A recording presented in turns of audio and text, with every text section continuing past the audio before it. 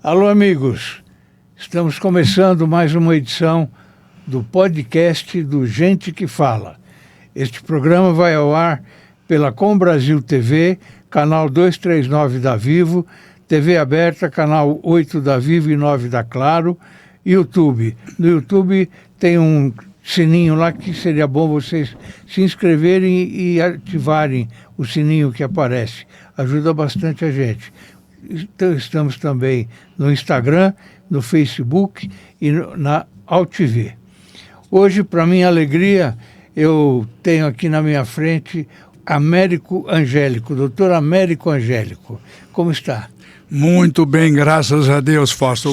Mas o prazer é recíproco aqui, porque o Fausto é um velho amigo. Um velho amigo. Velho amigo de Santo Amaro. De Santo Amaro. E eu tenho muito carinho por você, viu? Igualmente, a recíproca é verdadeira, Fausto. Um prazer enorme estar aqui. Muito obrigado.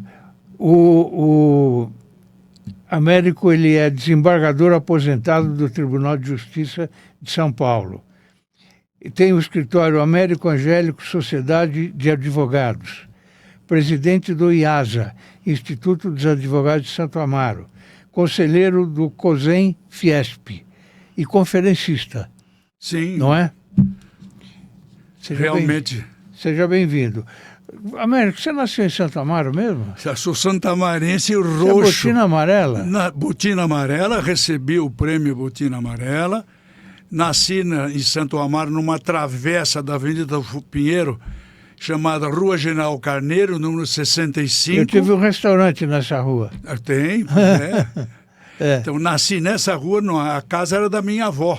A minha avó emprestou para o meu pai e eu nasci em Santo Amaro, nessa rua, hoje é chamada Gabriel Netuzzi Neto.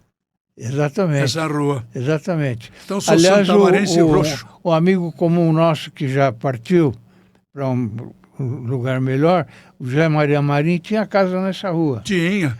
O Marim foi técnico de futebol do Palmeirinha. Antes dele se candidatar a vereador, ele montou um time em Santo Amaro que era chamado Palmeirinha. Tinha União Brasil, União Santo Amaro, e ele montou o Palmeirinha. E eu joguei futebol, o Marim era o técnico por vários anos em Santo Amaro. Olha aí, tem muita história para contar, né? Muita história.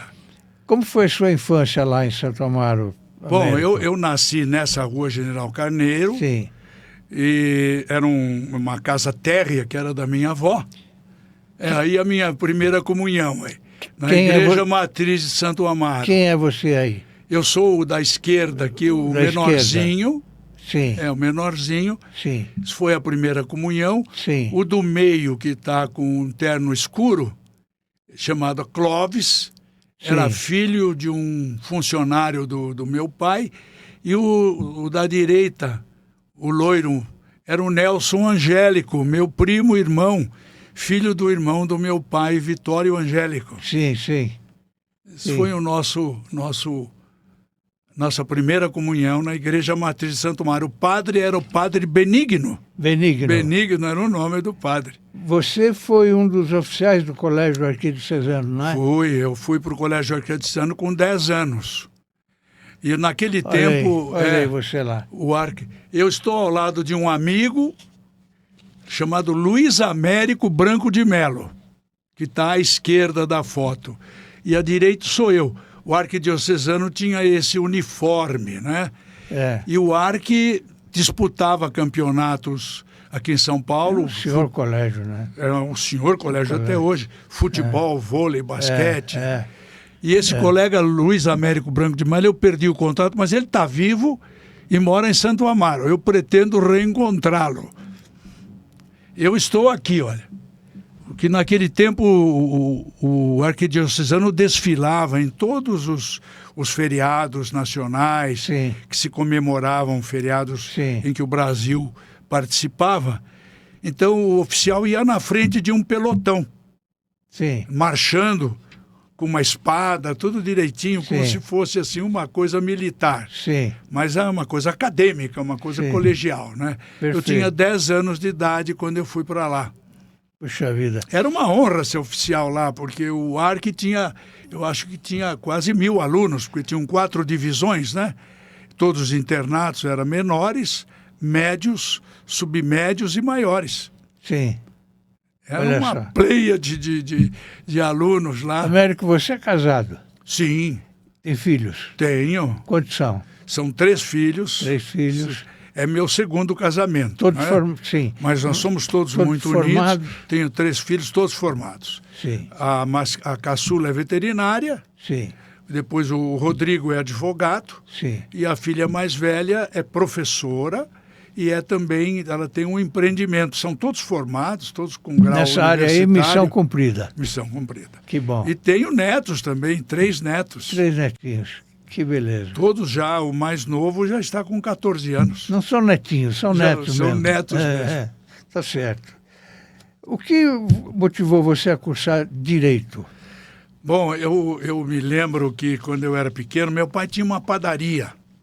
O meu pai e os 2 irmãos tinham uma padaria em Santo Amaro. Ficou muito famosa, a padaria 15. Ah, sim. Era concorrente do Mané da 15? Não, o Mané da 15 comprou a padaria 15. O Manuel e o irmão, que parece que é Joaquim, Antônio. Perdão, o Antônio, é. São 2 portugueses maravilhosos, são. trabalhadores. Sim. Eles é que compraram a padaria 15. Puxa vida. Né? Isso faz muitos anos.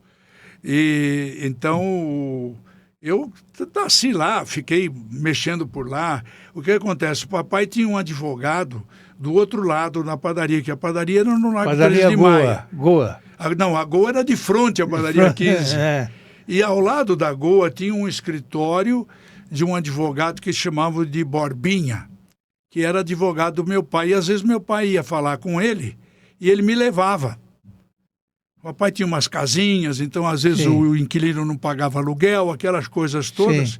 E uma vez eu perguntei para o meu pai, já é a 3ª ou 4ª vez que a gente vem aqui cuidar do mesmo assunto? Aí ele dizia, bom, a justiça é demorada. Mas a justiça... Eu digo, mas como é que funciona essas coisas, pai? Ele disse, não, a justiça tem o Supremo Tribunal Federal, em Brasília, naquele tempo não tinha Brasília, mas era no Distrito Federal, que é um bastião da justiça. E essas coisas, o papai valorizava muito o advogado e acabou me dando essa vontade de seguir. Foi por esse caminho. Fui por esse caminho e acabei entrando na São Francisco, né? Agora, o ginásio e clássico na época... Eu fiz no Arc e depois em outros. E fui terminando. Na ocasião era o clássico, não era o científico, né? Então você usava aquele bonde que ia do Largo 13 para lá? Muito. Para Vila Mariana? Muito. Subia Rodrigues Alves? Tinha 2 tipos de bonde. Tinha o camarão e o amarelo. Exatamente. Bons tempos, hein? Nossa Senhora. Bons tempos. Fausto, que maravilha. Como era atuar como advogado em plena ditadura militar, Américo?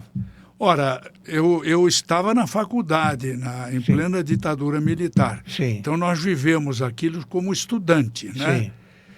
Havia 2 correntes, mais ou menos como há hoje, 2 correntes. Só que eu sempre fui um cidadão de centro. Minha parte política sempre foi de centro. Sim. Às vezes até criticado por isso, porque...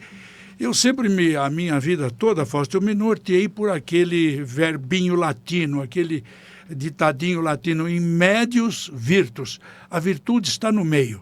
Eu sempre achei que a polarização, tanto a extrema-direita ou a extrema-esquerda, como procedimentos radicais. Sim. Então, mesmo na escola, eu era do Partido Renovador Acadêmico. Sim. Tinha o PRA, que era hoje um partido de direita, tinha o Partido Comunista, tinha o partido de esquerda, porque São Francisco era um centro assim de direito muito aberto, muito amplo. Acho que ainda é, não é? Onde existiam 2 períodos de ensino, o período da manhã e o período da noite. E era uma escola pública, era uma escola grátis. Então era procurada pela grande maioria dos estudantes de direito. O que fazia ter um vestibular muito forte, né? Muitas pessoas pretendendo o vestibular e uma total, creio que perto de umas 300 vagas, mais ou menos, que eram divididos em 2 períodos, o período matutino e o período da noite. Acho que ainda é assim. E a São Francisco tem um belo prédio, né, no Largo São Francisco, né? Sim. Que foi fundada praticamente em 1887, se não me falha a memória. Você atuou como advogado, mas logo em seguida foi ser desembargador. Não, eu era advogado, fiquei muitos anos na advocacia. E na advocacia eu trabalhei muito na ordem dos advogados, fui presidente de subsecções, essa coisa toda. Sempre tive uma atividade. E já com algum tempo de advocacia, eu senti vontade de prestar concurso para ser juiz. Sim.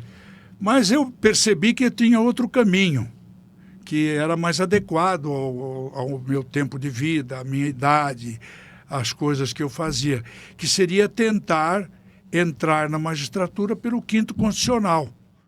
Porque o Quinto Constitucional é uma expressão da Constituição em que o advogado pode se tornar juiz. Sim. Assim como o promotor também pode se tornar juiz. E quanto tempo você ficou? Eu fiquei mais de 10 anos na magistratura. Anos. Eu me aposentei pela compulsória. Sim. Pela idade, aos 70 anos. Sim. E agora você voltou ao escritório. Eu voltei à advocacia. Que é o seu porto seguro, né? Exatamente. Eu voltei para a advocacia. E eu, da advocacia, eu fui presidente de OAB, assim, do Jabaquara, fui presidente da OAB do Campo Belo, uma série de Santo Amaro falou Américo Angélico, todo mundo conhece. Bom, eu diria coisa porque a família estava lá, meu pai estava lá, meus tios, a família toda, a família grande. E nós atuamos muito ali com o pessoal de Santo Amaro, porque Santo Amaro Santo Amaro criou a terceira subsecção de São Paulo. Sim. Porque foi naquela época que veio a descentralização da justiça. Sim. Isso faz muitos e muitos anos. E Santo Amaro, então, teve o primeiro juiz, que foi o Dr. Carlos Alberto Ortiz. Sim. Que depois morava em Santo Amaro, tinha a família dele em Santo Amaro. Um excelente juiz. Sim. E o Foro de Santo Amaro estabeleceu-se quase ali no centro de Santo Amaro, numa casa o Tribunal de Justiça alugou uma casa lá, ali perto do centro de Santo Amaro. Era a casa do Carlinhos Sgarbi. Carlinhos Sgarbi, que tinha loja na Alameda. Tinha também, Santo Amaro. Era uma família interessante lá. E a primeira vara distrital de Santo Amaro esteve lá. E foi no ano que eu me formei. Né? Então, coincidiu a colocação, porque a Justiça de São Paulo queria descentralizar São Paulo. Né? Queria levar a justiça ao cidadão.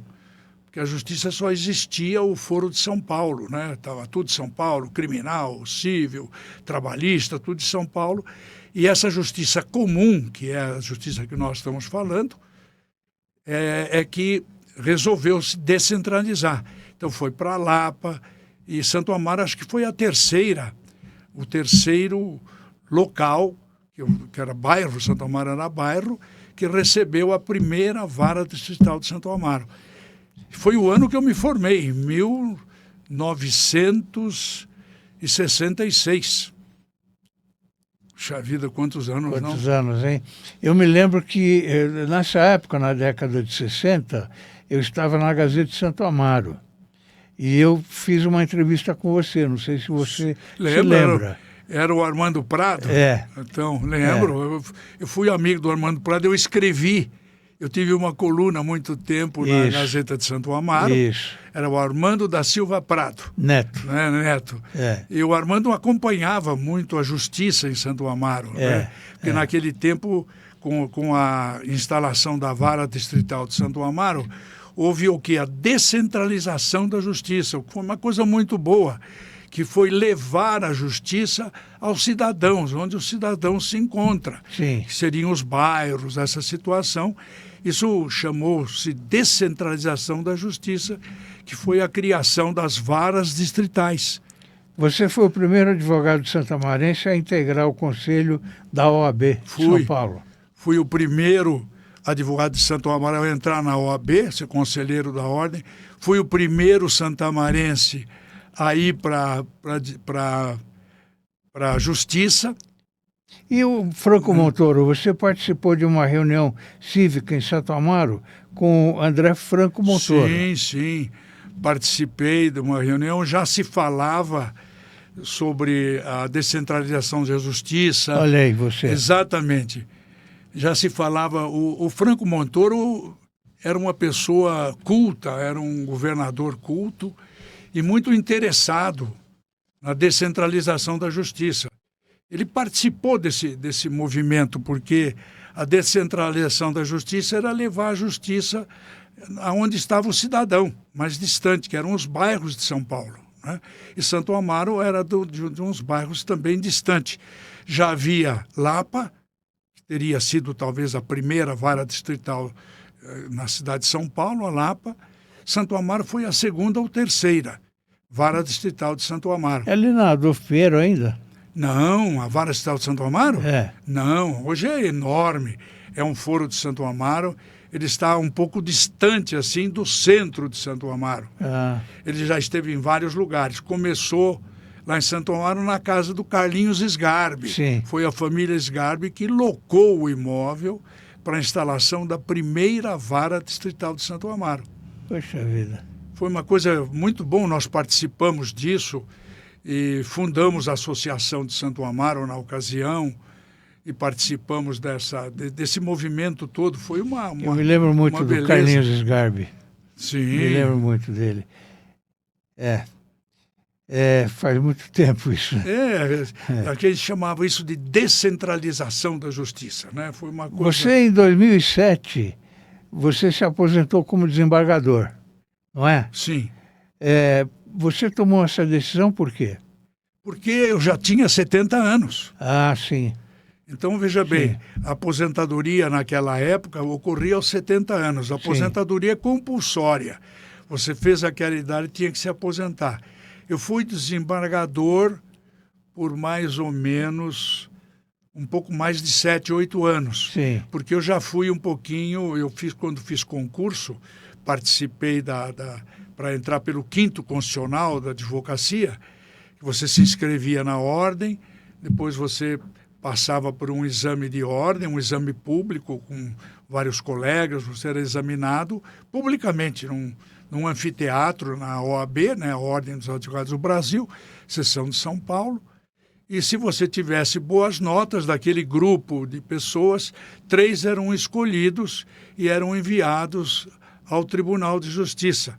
Chamava de lista tríplice. Essa lista tríplice era entrevistada pelo Tribunal de Justiça, né? E essa lista tríplice era enviada ao governador. E o governador escolhia um daqueles 3. Sim. Aliás, a lista que ia para o Tribunal de Justiça, que a gente chama de...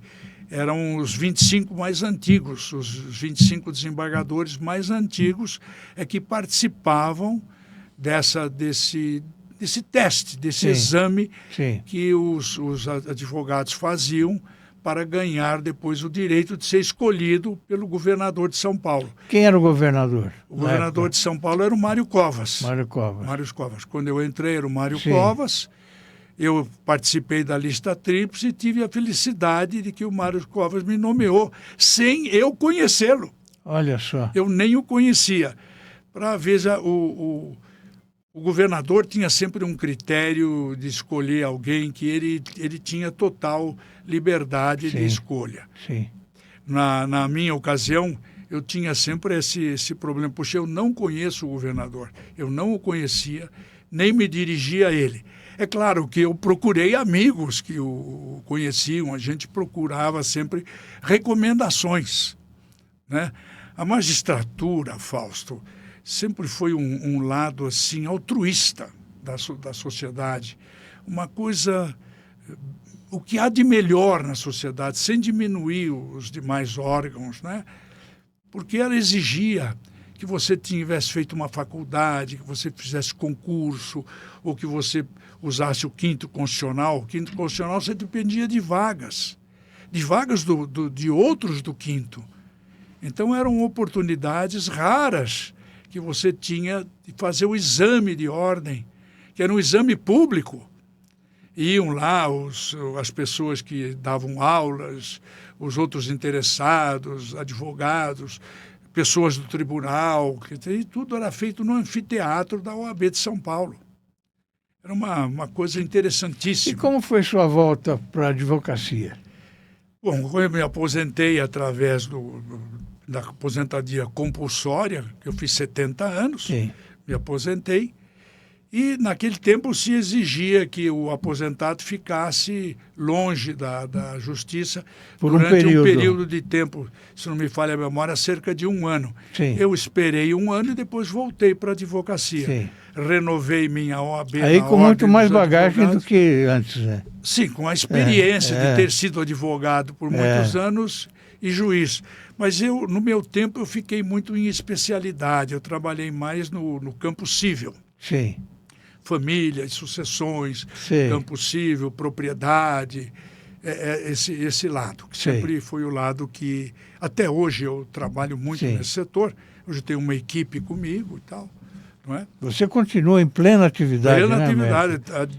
Advogo todos os dias e sempre com saudade também do tempo que eu era juiz. Eu fui desembargador aqui em São Paulo, fui presidente da 7ª Câmara de São Paulo, e no meu tempo ainda tinha o 2º Tribunal de Alçada Civil. Eu fiquei 7 anos no 2º Tribunal de Alçada Civil e depois alguns anos no Tribunal de Justiça. Como é que nasceu o Escritório Américo Angélico Sociedade de Advogados? Bom, esse escritório nasceu quando eu me formei. Eu me formei pela São Francisco e já no 5º ano da faculdade, eu já estagiava em escritórios de São Paulo. Trabalhava com advogados do escritório de São Paulo para ter alguma experiência. Quando me formei, eu montei um escritório com um colega meu, que era da Católica, tinha 1 ano a mais que eu, já estava formado, e eu estava já no 5º ano. Então eu montei um escritório com ele que assinava tudo, porque ele já estava formado, eu ainda não. Assim, quando eu me formei, eu já estava com o escritório montado em Santo Amaro, no Largo 13 de Maio, num prédio que pertencia à minha família, ao meu pai e aos meus tios. Eles construíram o primeiro prédio no Largo 13 de Maio. Hoje Santo Amaro está completamente diferente, Nossa né? Senhora. Completamente diferente. Outro lugar. Eu estou vendo aqui a foto do presidente Michel Temer. Você é muito amigo dele. Bom, dizer que a gente é muito amigo do Temer, eu sou muito amigo dele, acredito que ele seja muito meu amigo, mas com as... Eu participei de eventos onde estavam vocês dois. Nós fizemos, por exemplo, eu fui presidente do IASA. Isso. E nós fizemos uma homenagem ao Michel Temer há muitos anos. Eu estava presente. Muito bem, nós convidamos o Judiciário de São Paulo, grandes convidados, para fazer uma homenagem ao Michel, né?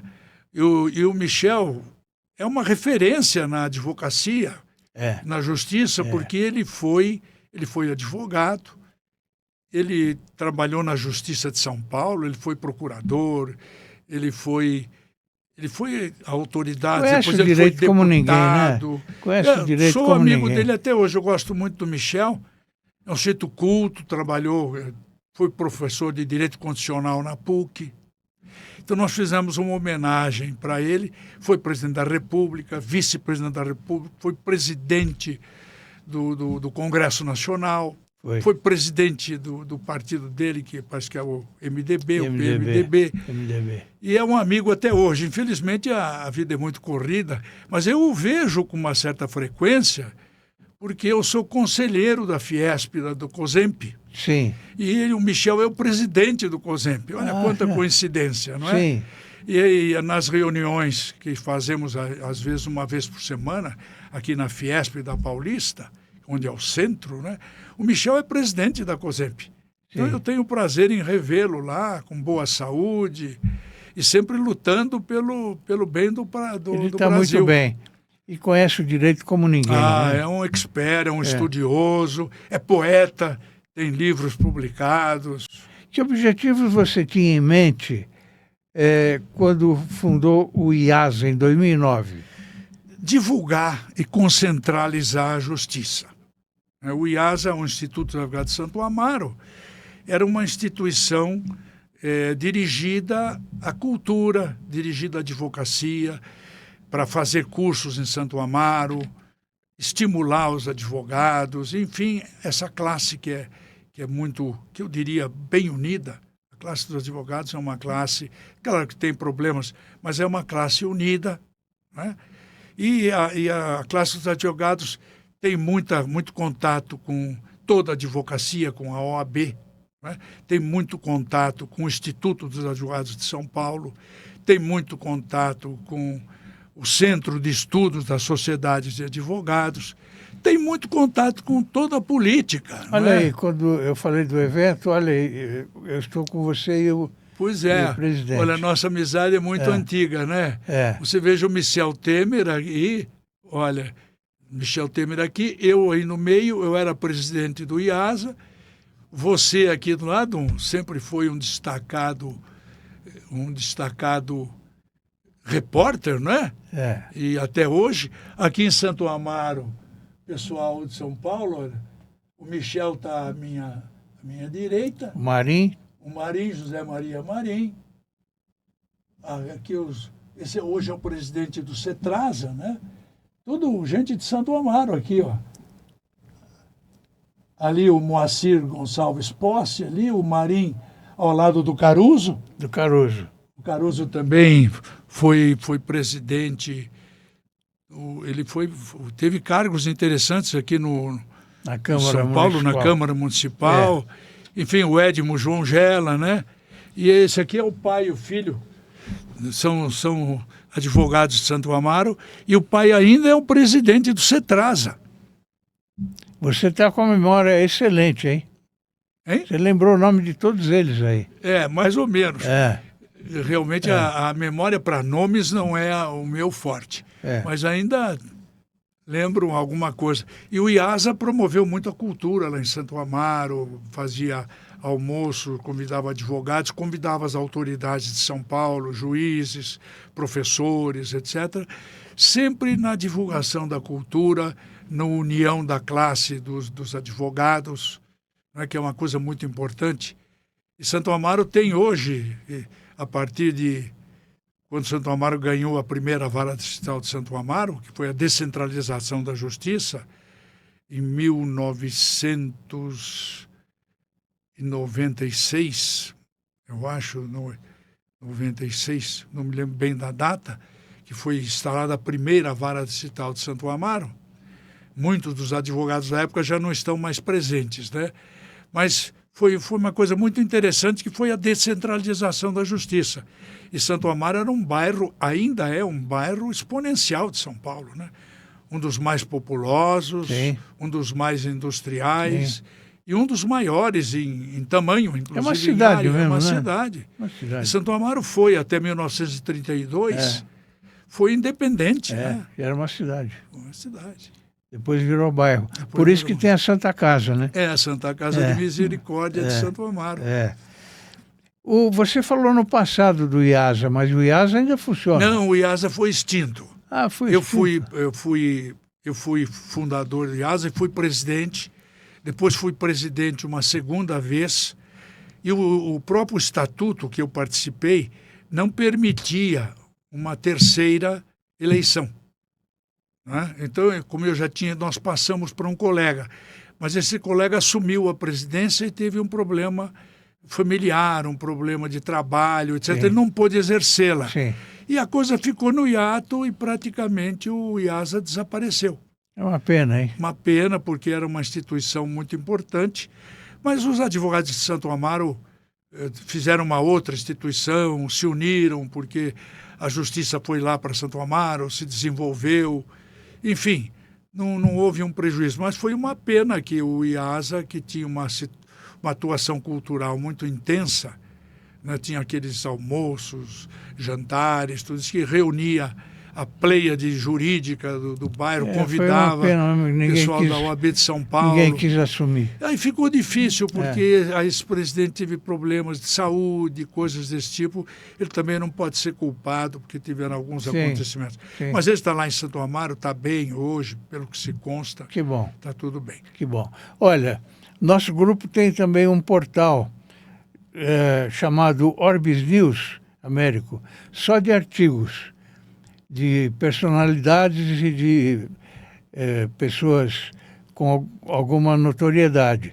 Gostaria muito que você também pudesse escrever artigos para o nosso portal. Vai abrilhantar nosso portal. Abrilhantar não, mas que vou colaborar sim. Não, vai abrilhantar mesmo. É impossível não atendê-lo. Você só tem coisas construtivas, né? Um repórter que está na cultura, está no direito, está sempre com a gente que fala, esse título já é longevo, né? 25 anos. Eu não sei há quantos anos eu tenho participado disso. Nós começamos em 2001, 24 anos. Eu tenho, esse tempo todo eu tenho, vez por outra, tenho tido a honra, o prazer de ser entrevistado por você agora, né? Agora por mim. Individual. Porque antes eram sempre 4 convidados, né? Exatamente. Agora não, agora a gente faz com um só.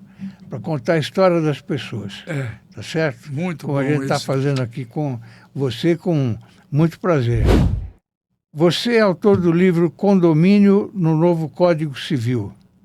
Como foi o processo de construção dessa obra?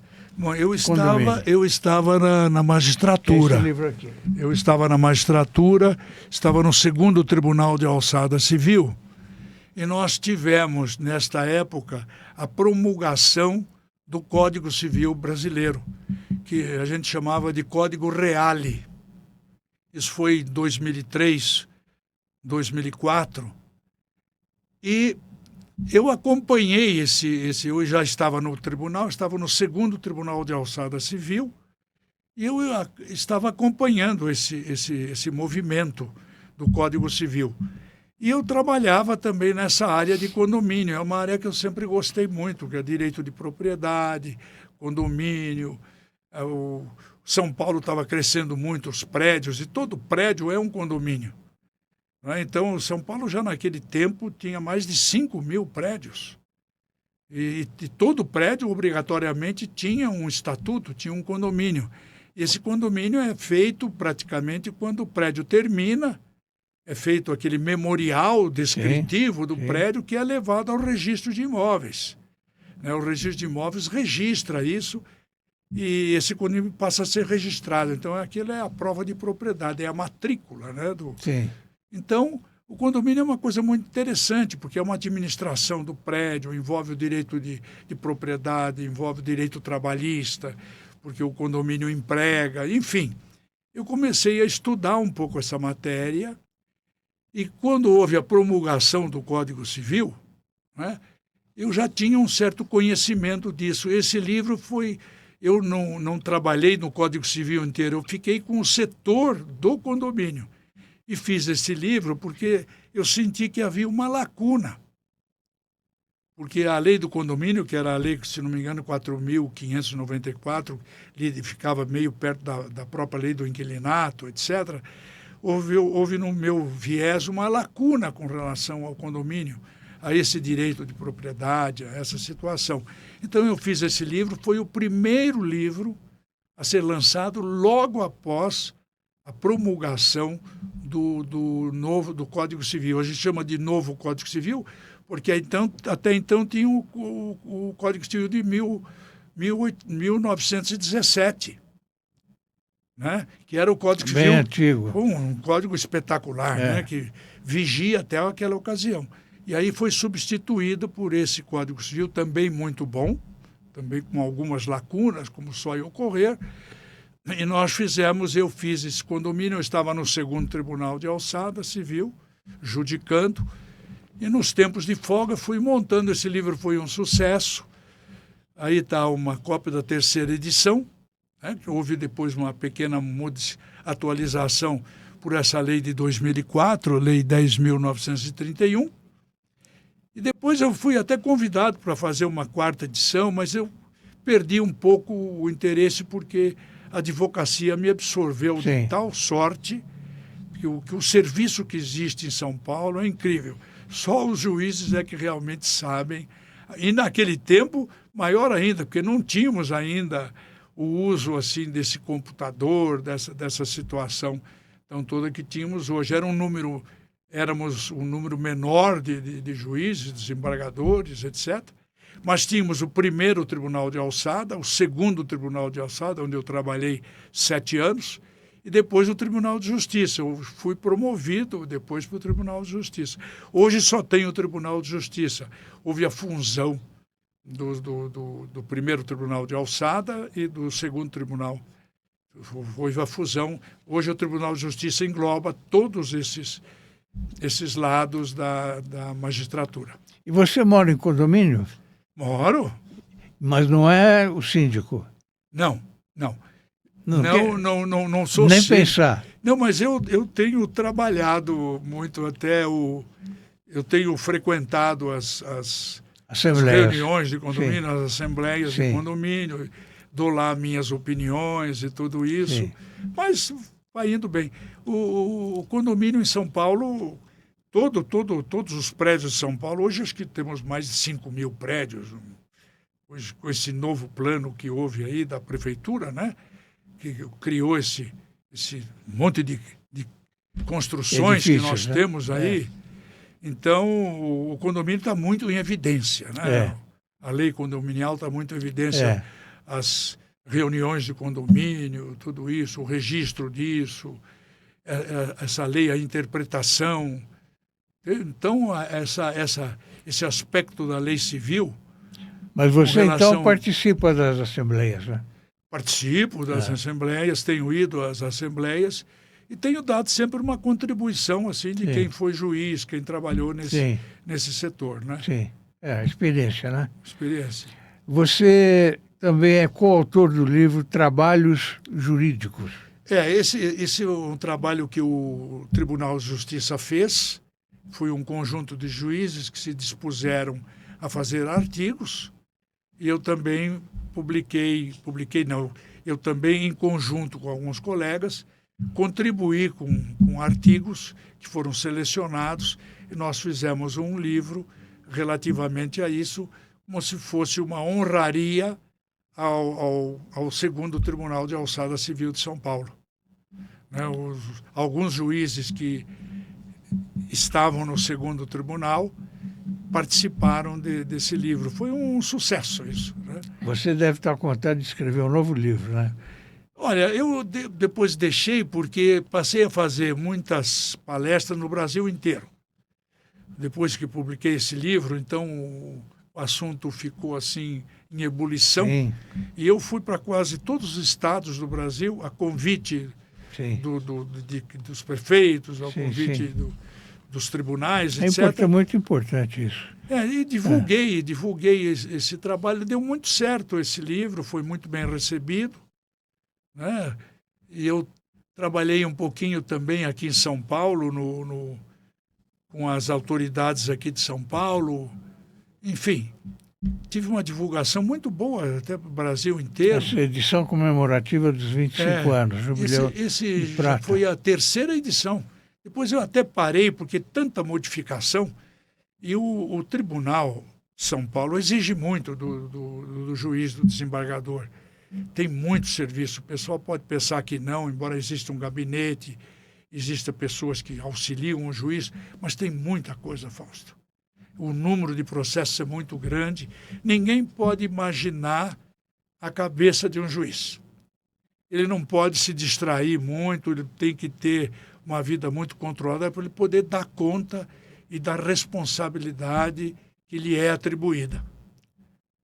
Porque o juiz decide sobre a vida alheia, sobre o comportamento alheio de todas as matérias. Saiu de casa, brigou com a esposa e vai trabalhar.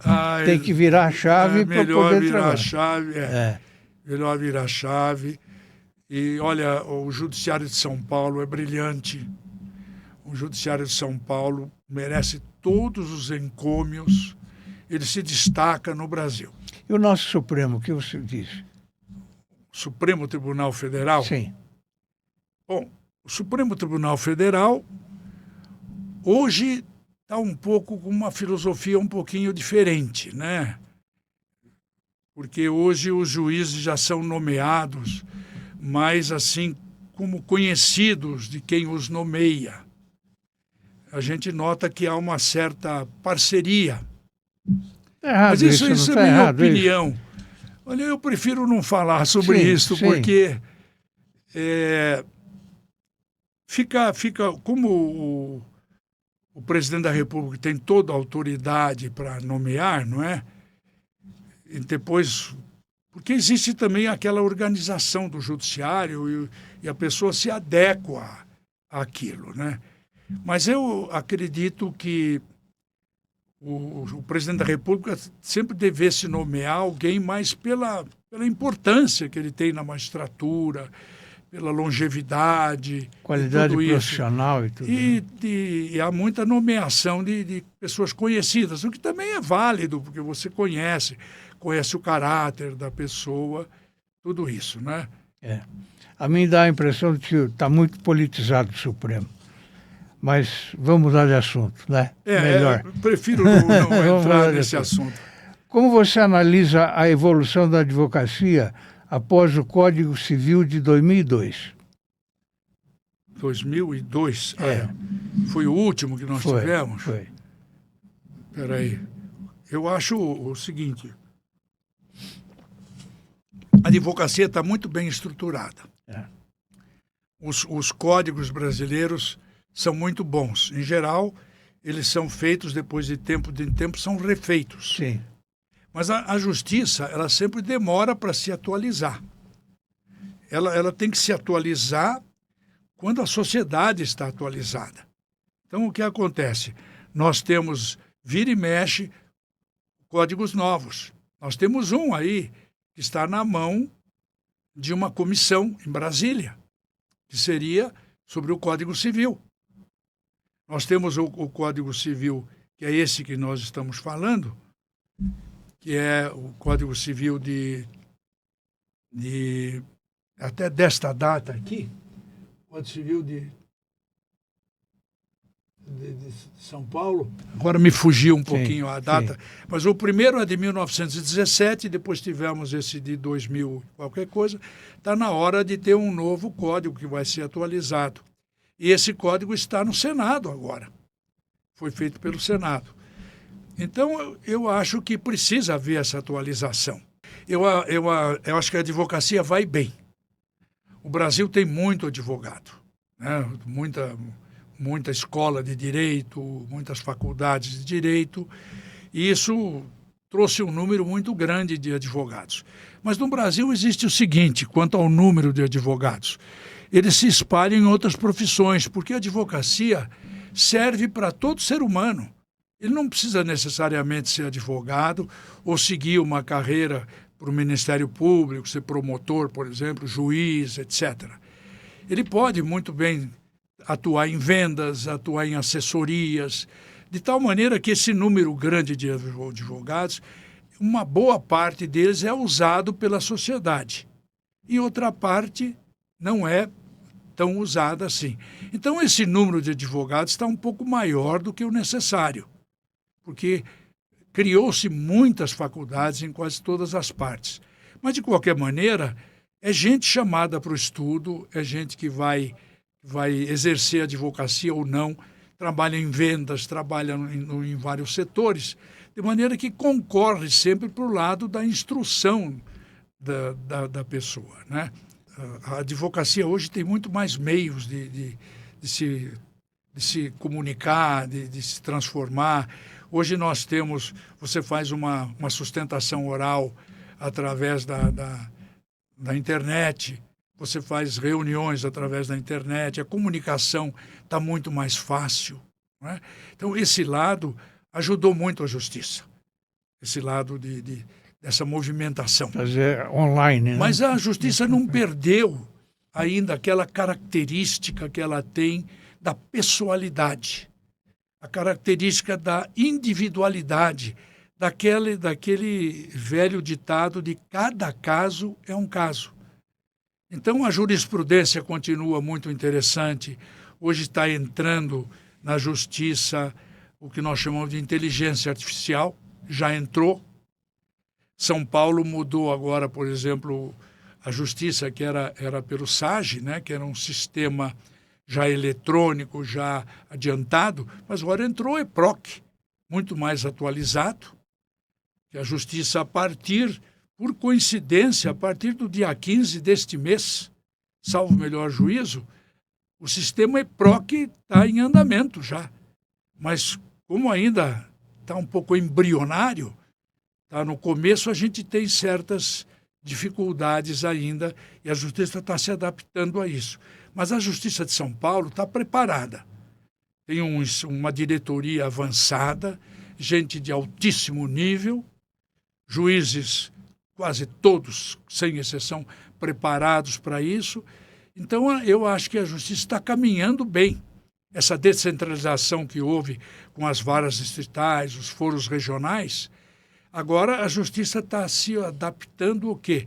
A esse lado técnico da internet, esse lado mais moderno, e está indo muito bem. Está indo muito bem. Vai precisar existir uma adaptação a isso.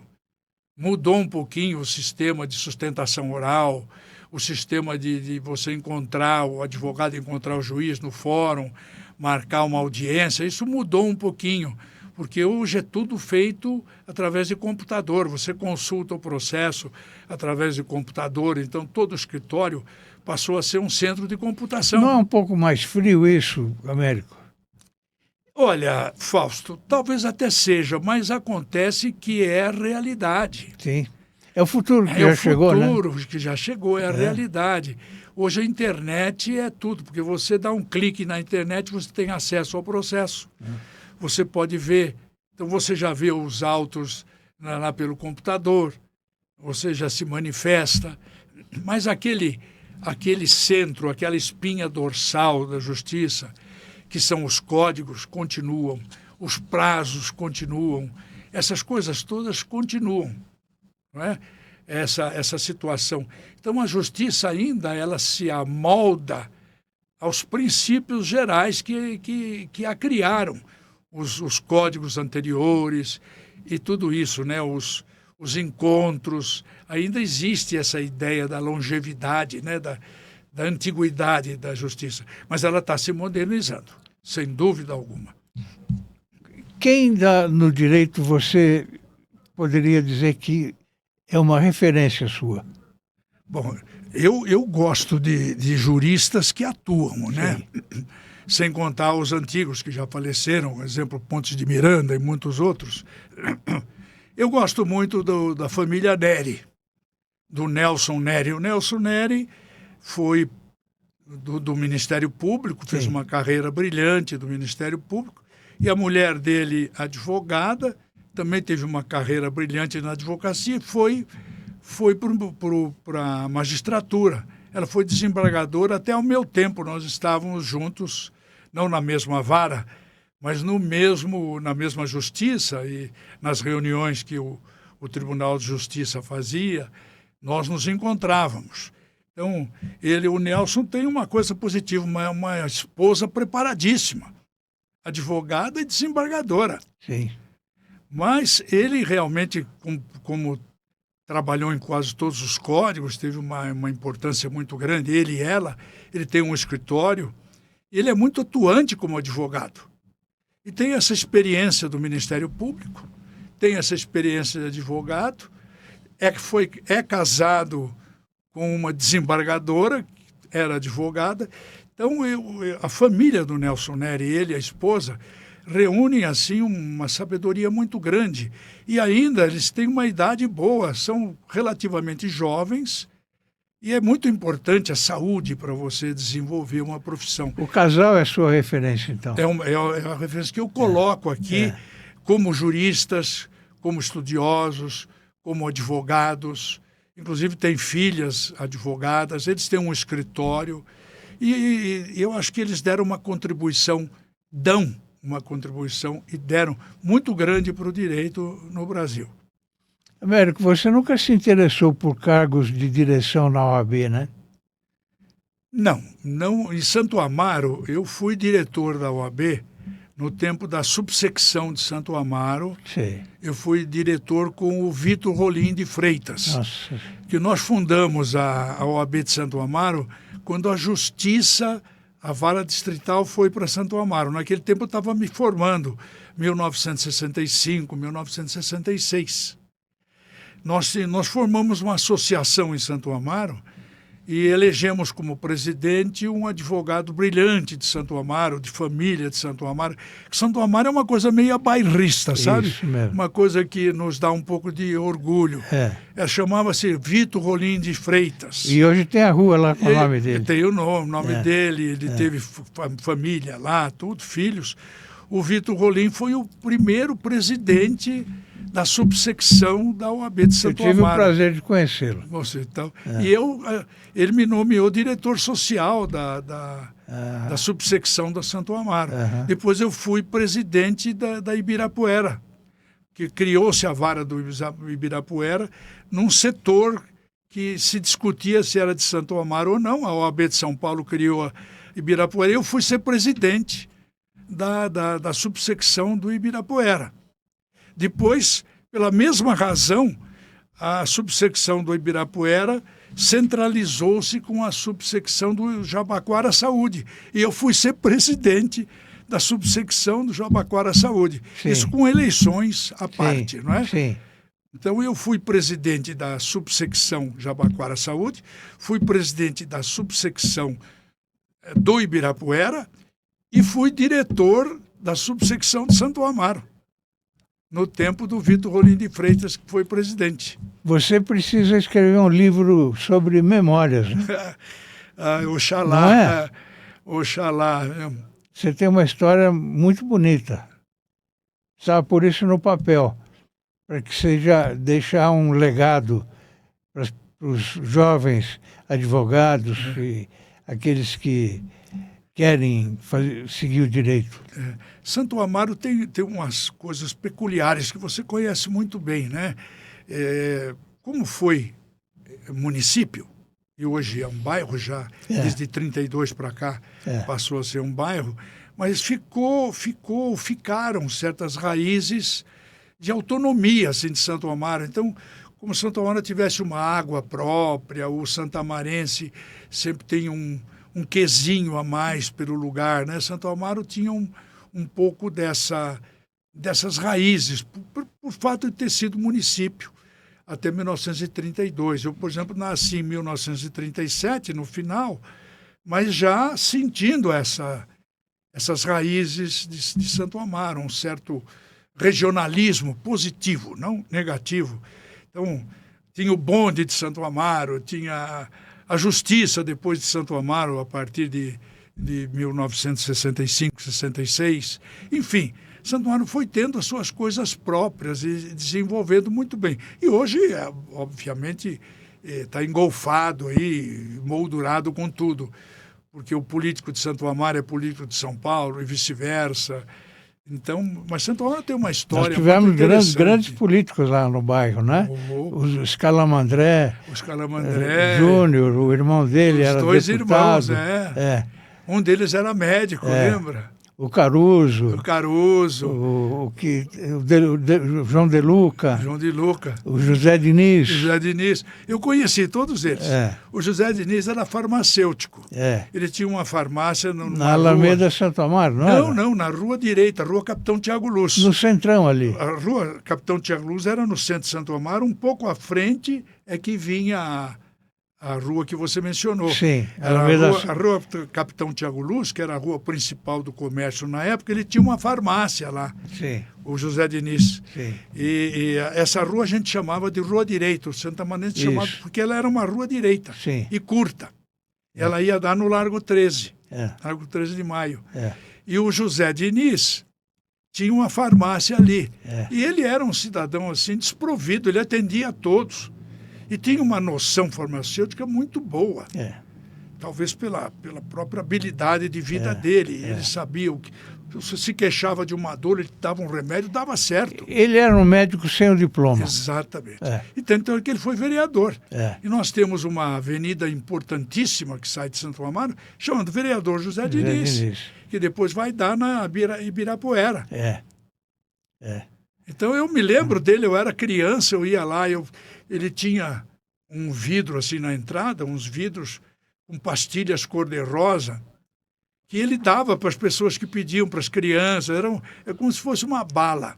Sim. Sim, mas não com tanto açúcar, mas era uma coisa muito gostosa aquilo.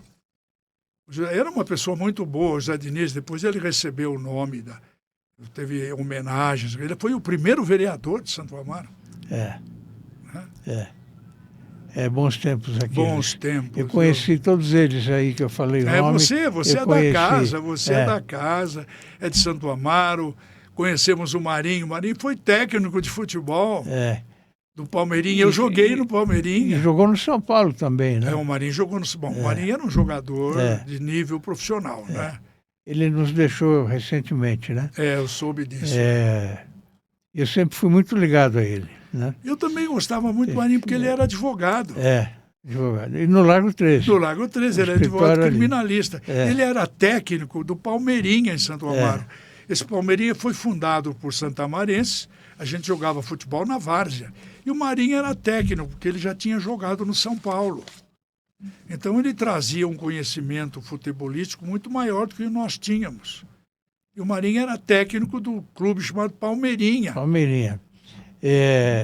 A turma do Palmeirinha fazia almoços agora, recentemente, a cada 6 meses, e reunia, o pessoal todo se reunia. E o Marinho estava sempre presente. Eu fui em muitos também. Américo, infelizmente o nosso tempo terminou. Olha, mas foi um prazer aqui. Aqueles que ouvirem essa conversa aqui, saibam que foram bons tempos, tempos de muita luta, mas foram tempos ótimos, assim, que nós recordamos com muito prazer e procuramos atuar, né?